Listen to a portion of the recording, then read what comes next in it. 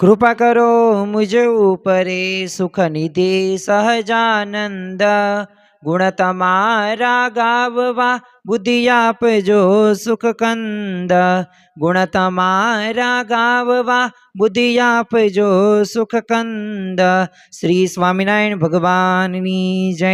અક્ષર પુરુષોત્તમ મહારાજની જય. ગુણાતીતાનંદ સ્વામી મહારાજની જય. પ્રમુખ સ્વામી મહારાજની જય. પ્રગટ ગુરુ હરિ મહંત સ્વામી મહારાજની જય. સુરત અક્ષરધામ મહોત્સવની જય. દરેક દિવ્ય હરિભક્તોને ભાવથી જય સ્વામી નારાયણ. આજનો પવિત્ર દિવસ એટલે સારંગપુરની અંદર એ ભાગવતી દીક્ષાનો સમારોહનો પવિત્ર દિવસ. આજનો પવિત્ર દિવસ એટલે 4/3/1809 એટલે આજથી 217 વર્ષ પૂર્વે એ સારંગપુર મંદિરની પ્રથમ જો ખાતમુહૂર્ત જો કોઈએ કર્યું હોય અને આર્ષવાણી જો ઉચ્ચારી હોય તો એ હતા શ્રીજી મહારાજ, જેમને રોજો ઘોડો દોડાવીને એ આ સારંગપુર મંદિરનું ખાતમુહૂર્ત કરેલું. અને એટલે જ તે હરિલામૃતની અંદર એ ખાતમુહૂર્તની આર્ષવાણી કરતા ઉચ્ચારીને લખેલું છે કે થાશે ધામ પ્રતાપી દેવતણું તે પ્રખ્યાત પૂરું થશે. આ સ્થાને બહુ સંઘ શ્રેષ્ઠ જનના એ કારણે આવશે. મોટું તીર્થ ગણી મહામુનિ મહાત્મ સૌ ગાવશે. અને આ જ્યારે હરિલામૃતના આ જ્યારે વાક્યો શબ્દો આપણે સાંભળીએ ત્યારે ખરેખર સારંગપુર મંદિરનો આપણે મહિમા, એ સારંગપુર મંદિરની એ ભૂમિ ને આપણે ખરેખર એ ધન્યતા આપણને અનુભવીએ.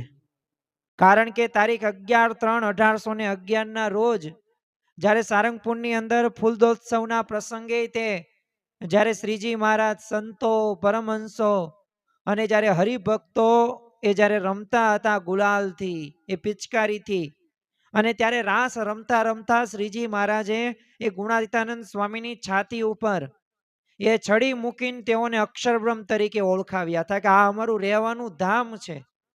અને ખરેખર એ બ્રહ્મ અને પરબ્રહ્મનું એ મિલન હતું ને, એ રાઠોડ દાદલના દરબારની અંદર એ આપણને જોવા મળે છે. પણ આજે આપણે વાત કરવી છે 217 વર્ષ પૂર્વે શ્રીજી મહારાજે આજના દિવસે, આજની તારીખે એ જે રોજા ઘોડા જે ફેરવ્યો અને જે આર્ષવાણી થઈ, પણ પરિસ્થિતિ કેવી હતી, આ ગામનું ભાગ્ય ચક્ર કઈ રીતે બદલાયું. તો આમ તો 1805 થી તો શ્રીજી મહારાજ આ સારંગપુર ગામની અંદર આવે છે અને થોડીક એવી વસ્તી અને થોડાક એવા હરિભક્તો, એ જીવા ખાચરનો દરબાર હોય, એ રાઠોડ દાદલનો દરબાર હોય, તો ત્યાં કાર્યાણી આવે, વડતાલ આવે, ત્યારે સારંગપુર આવવાનું થાય. એટલે ખરેખર તો શ્રીજી મહારાજ ઘણી બધી વખત અહીંયા એ ગામનો ચોરો હોય કે શેરીઓ હોય કે આ ભક્તરાજ જીવા ખાચરના દરબારની અંદર, એ આ રાઠોડ દાદલના દરબારની અંદર ને નારાયણ કુંડની અંદર, જાળિયા ધરોની અંદર, શમી વૃક્ષની અંદર કે ધોળો કુવાની અંદર ઘણી બધી વખત ત્યાં એમને લીલાઓ કરેલી છે. એમના પ્રાંગણની અંદર પોતે રહ્યા છે. અને રંગોત્સવના સમયાઓ પણ શ્રીજી મહારાજે આ સારંગપુર ગામની અંદર પોતે કરેલા છે. એટલે વખતો વખત શ્રીજી મહારાજ અહીંયા એમને આવવાનું થતું. તો હવે બન્યું એવું એક વખત, અને તારીખ હતી 4/3/1809, એટલે આજથી 217 વર્ષ પૂર્વે કે જ્યારે ગઢપુરની અંદર, હવે શ્રીજી મહારાજ તો એ ગઢપુર જોતા શ્રીજી સાંભળે, કારણ કે મહારાજ 26 વર્ષ સુધી એ ગઢપુરની અંદર દાદા ખાચરના દરબારની અંદર પોતે રહે છે.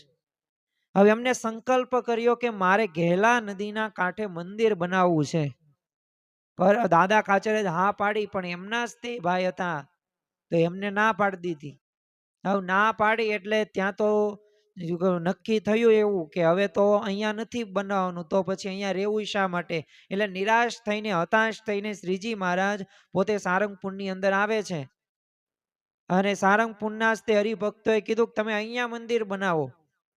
અને ત્યાં જ તે આ રોજા ઘોડાથી એ ખાતમુહૂર્ત, આ જે અત્યારે આપણને અક્ષર પુરુષોત્તમ એ જે મંદિર જોવા મળે છે, એ જ તે મંદિરની ફરતે ફરતે રોજો ઘોડો ફેરવ્યો અને આર્ષવાણી ઉચ્ચારી કે અહીંયા ભવિષ્યની અંદર મંદિર થશે. અને એટલું જ નહીં કે એમને એ પણ કીધું કે અહીંયા અક્ષર બ્રહ્મ એ ગુણાતીતાનંદ સ્વામી સાથે અમે બિરાજશું. તો જો આ મંદિરની અંદરનો એક આ ઇતિહાસ જોવા આપણને મળે છે.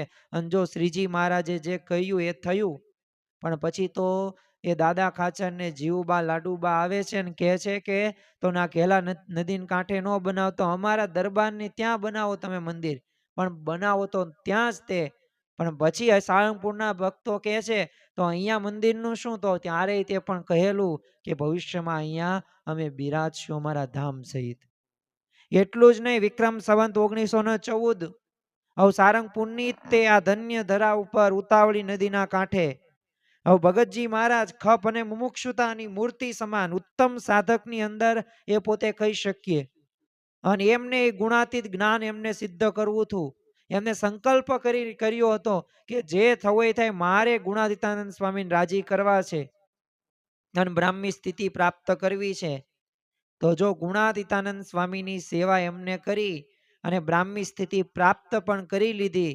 અને જો એટલું જ નહીં, એ ભગતજી મહારાજે આ સારંગપુરના એ નદીના તે જે કાંઠે જ તે ત્યાં તો ત્યાં કહેલું કે મને એવું તમે જ્ઞાન આપો. અને ત્યારે ગુણાતીતાનંદ સ્વામીએ કીધું કે એના માટે તો મરણિયું થવું પડે, એના માટે તો જ્ઞાન તો ઘણું છે પણ એનો ઝીલનાર કોઈ નથી, એવું પાત્ર નથી. ત્યારે ભગતજી મહારાજે નક્કી કરી નાખ્યું કે આ તો હવે મારે જ્ઞાન લેવું જ છે. તો જો એમને બધુંય તે ત્યાગ કર્યો, માન સન્માન અપમાન સુખ દુઃખ દેહનું કંઈ ગણકાર્યા વગર બસ ભગવાનને અને સંતને એટલે કે ગુણાતીતાનંદ સ્વામીને જ તે પોતે એ રાજી કર્યા હતા અને એ સ્થિતિએ પોતે પહોંચ્યા હતા. અને ગુણાતીતાનંદ સ્વામી તે જ્યાં આપણે અત્યારે મંદિર જોવા મળે છે તો એ જ જગ્યા ઉપર નિર્દેશ કરીને બોલેલા કે અહીંયા સર્વોપરી મંદિર થશે અને સર્વોપરી પુરુષોત્તમ નારાયણ પોતાના મુક્તો સેવકો સાથે બિરાજશે. અને આપણે અત્યારે જોઈ શકીએ છીએ. અને આ આગમવાણી, આ આર્ષવાણી, આ ભવિષ્યવાણી એ ધીમે ધીમે ક્રમ પ્રમાણે પુનરાવર્તિત થતી જ જોવા મળે છે. અને ક્યારે પુનરાવર્તિત થઈ? તો બીએપીએસ સંસ્થાના સ્થાપક એ બ્રહ્મ સ્વરૂપ શાસ્ત્રીજી મહારાજ સન 1900 થી 1904 વર્ષોની અંદર સારંગપુર ખાતે જ્યારે કષ્ટભંજન દેવના મંદિરના મહંત પદે પોતે બિરાજમાન હતા.